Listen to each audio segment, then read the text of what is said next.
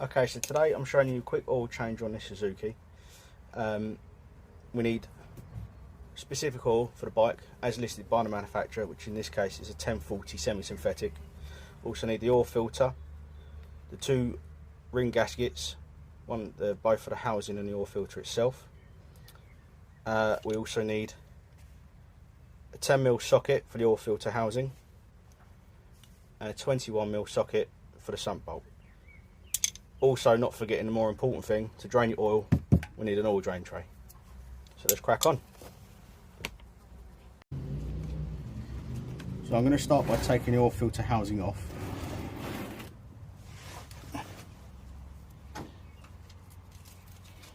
Just be careful because this is a very old bike and it's been sat for a while.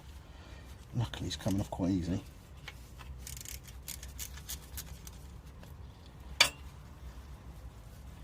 Take the first bolt out. Be careful not to drain it, to drop the screw and the bolt and the washer, sorry, into the sump pan, because you'll be forever trying, like I've just done.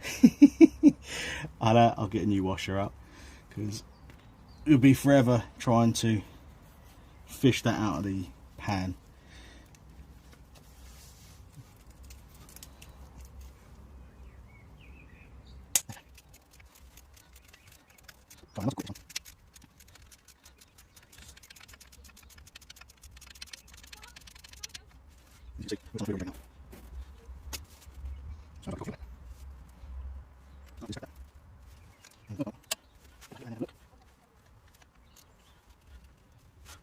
So I've just noticed the third bolt isn't actually one of these little dome nuts. It's got a flathead screw in it, so bear with me for a few. Okay, so I've got a flathead screwdriver. That was a nice surprise. Let's see if we can get this open. There we go. And just let the oil drain out a bit. That's very thin, that oil. I'm a little bit concerned by that. And it smells a lot like fuel.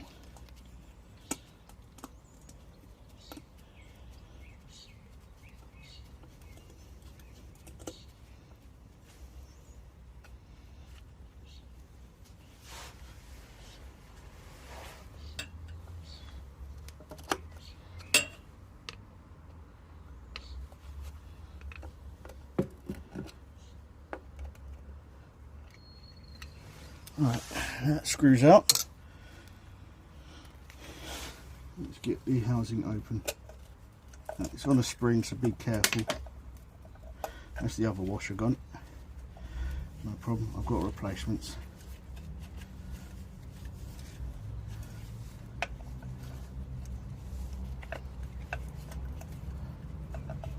There we go. There we go. Now, that's well past it, and it explains why I've had an oil leak. They've used silicone on that. That's absolutely shocking. I'm gonna give that a clean up, but that's way past it, and it probably explains why I've had an oil leak on my floor from this bike.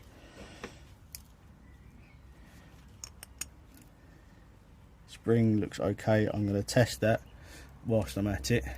I'll check in the manual to see what the tolerances are. But I'm going to give that housing a complete clean up here. That's absolutely filthy. I'm not happy with that. So I'll place that down the side for a sec. Let's get this filter out. There we go. Yeah, look at that. That smells like fuel. That's been over at some point. That, or there's a problem inside the engine, which I hope there isn't, because I've done a lot of work with this bike already, and that's the first time I've smelt fuel that strong.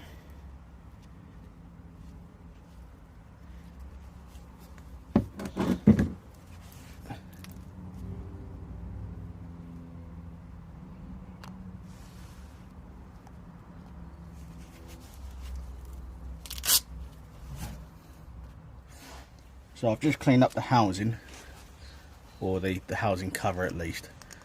It was miles better already. A little bit of elbow grease, plenty of brake cleaner, dry it off so it doesn't mix with the oil, and it's done. Springs within tolerance. Sorry, I've forgotten the measurements.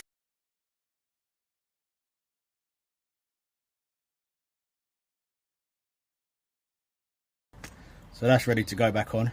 The gasket, now I know I showed you 2 gaskets, but this one only needs the one, which goes in like so, which I'll place in properly once I've put the filter on and it's ready to go back on together.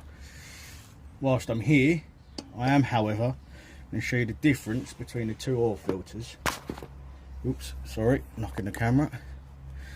So this is the old one, which doesn't look too bad, but given the bike's been sat for 8 years and like I said I can smell fuel, it needed a change. This is the new one.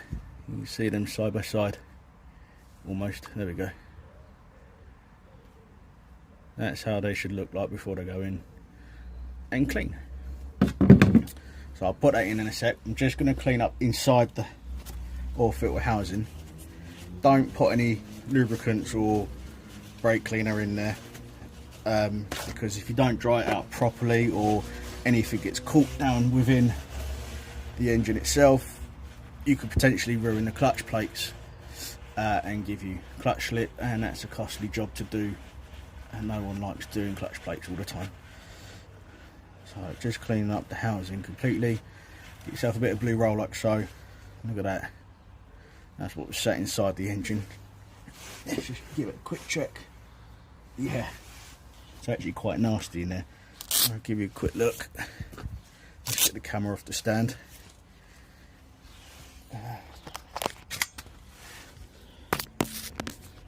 Like that. All that rubbish sitting at the base of it. So I'm just going to clean that out quickly, and then we'll continue. Okay, so the housing's all cleaned up inside. I'm going to put the filter back in now, the new one.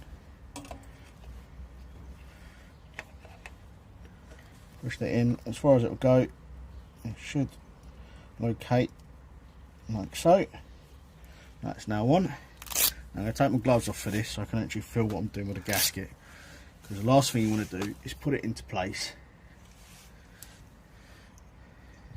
and it will slip, and then once you tighten it up it will just nip and you split the gasket, and it's a pain when it leaks, which I suspect that's what the previous person done when they worked on this bike. Sometimes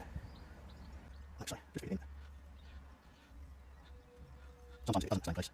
You can use big grease underneath to stick it in. Not let the engine empty. Right.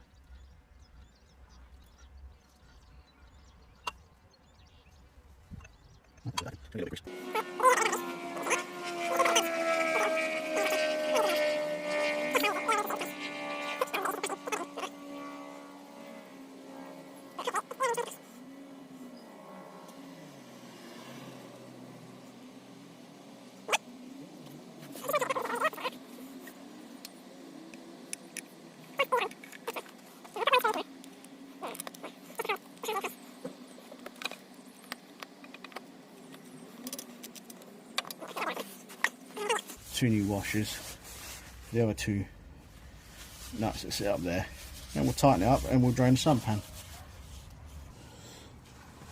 Alright, so now we've done the oil filter and the housing, and we can drain the sump pan. Now it's here, not very clear on the camera, sorry, it's the best I can do with the positioning. Usually, and what I've noticed on a lot of bikes, they're either they are a 17mm. This one is a 21mm, which has really taken me by surprise. So let's position the pan into place.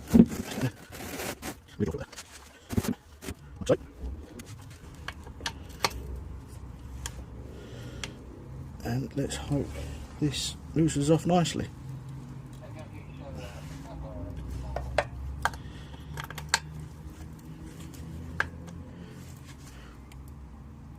There we go. Right, that's now loose. Sorry about the ambulance and the police in the background if you can hear them. Now, like with the, you can see the oil's just started to drip out now. But like the oil filter housing, you don't want to drop that sump bolt into the tray.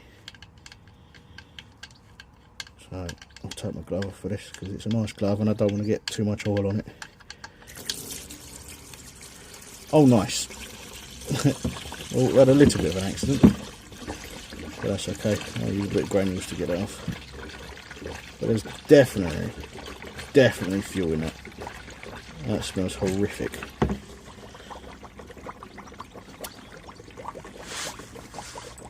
And maybe a little bit more oil in there than it should be.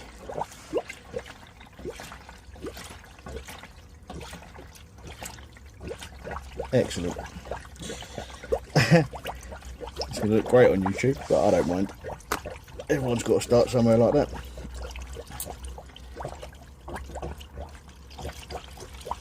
Now this bike's meant to hold 3 litres of oil.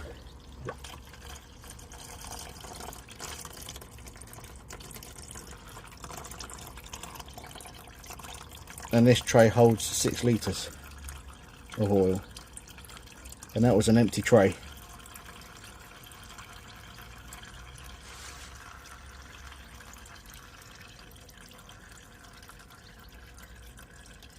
So something has gone seriously wrong there with this bike, which I'll have to address. So now we've drained out all the oil, and after that slight embarrassing leak we've had, it's definitely holding more than 3 litres of oil. My guess is there's a fuel leak coming from the tank or the carbs.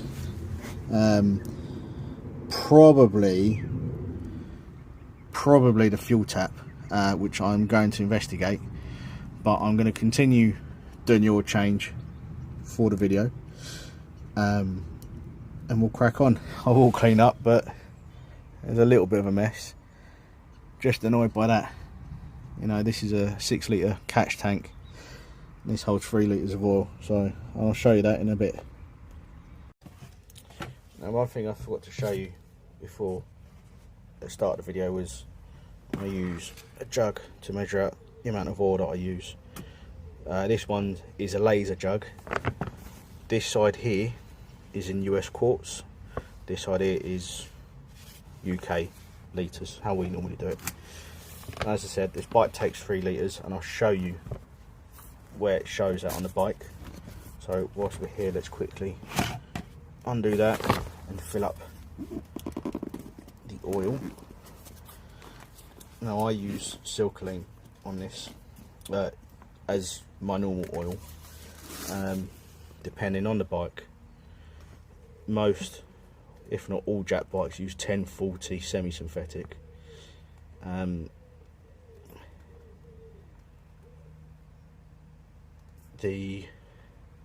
A lot of race bikes will use a fully synthetic.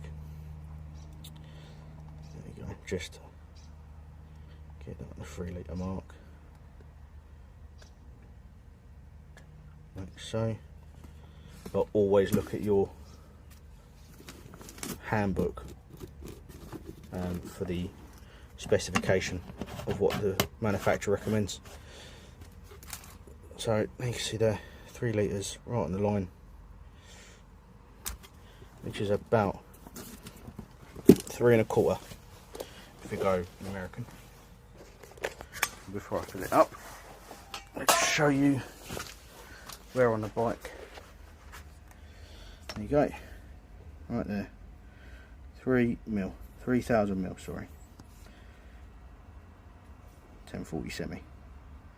Not all bikes will have that, that's always handy.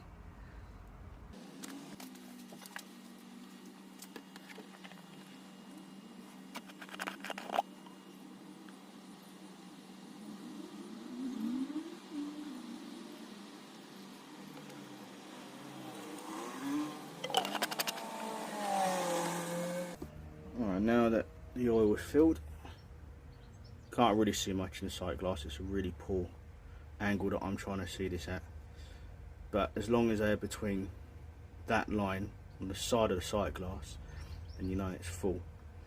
Now this oil, like I said, it was ruined, so we'll have to keep an eye on it. Once I've done a little bit more work to the bike, then I'll inspect it again. Fingers crossed there's no more fuel in the system. Thanks for watching.